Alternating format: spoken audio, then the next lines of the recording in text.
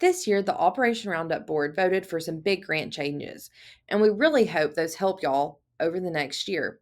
We've also included some grant do's and don'ts for those of you that may be new or just have some questions about what typically does or does not get approved.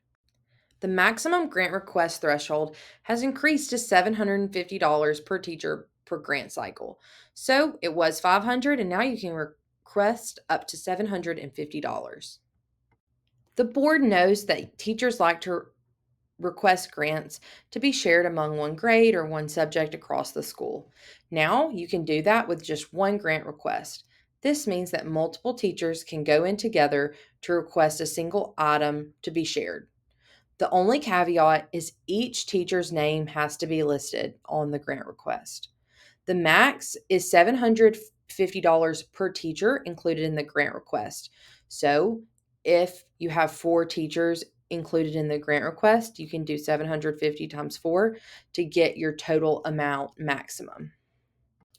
Same thing with multiple of the same item or items.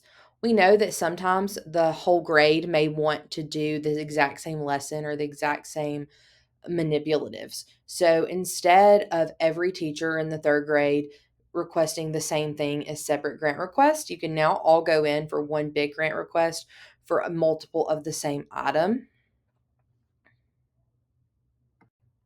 Here is some very important info for requesting the shared resource and multiple item grant request. The application must list the name of every teacher included in the request and the grade or subject area in the name of item or item section of the grant request.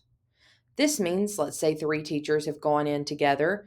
Under the name of item or item section, it would say Sarah Smith, Jane Doe, Lucy Ray in 3rd grade at West Elementary, and then list the name of item or items in that section. That way, the board knows exactly who's going in on this shared grant request. The max is $750 per teacher included in the grant request.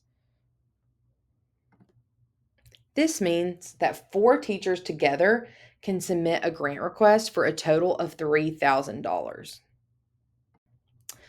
Big news, the January meeting cycle, which is grant cycle 3, will consider grant requests for furniture for your classroom in addition to the normal grant request. This is the only month furniture grant requests will be considered. They just ask that whatever you're requesting has more to do with a purpose and less to do with decoration, but they understand that sometimes those can be both.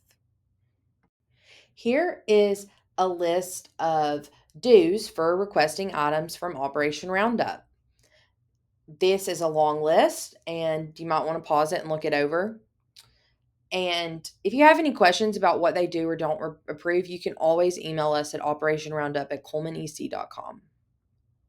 Now, here is a list of items that the Operation Roundup board typically doesn't approve.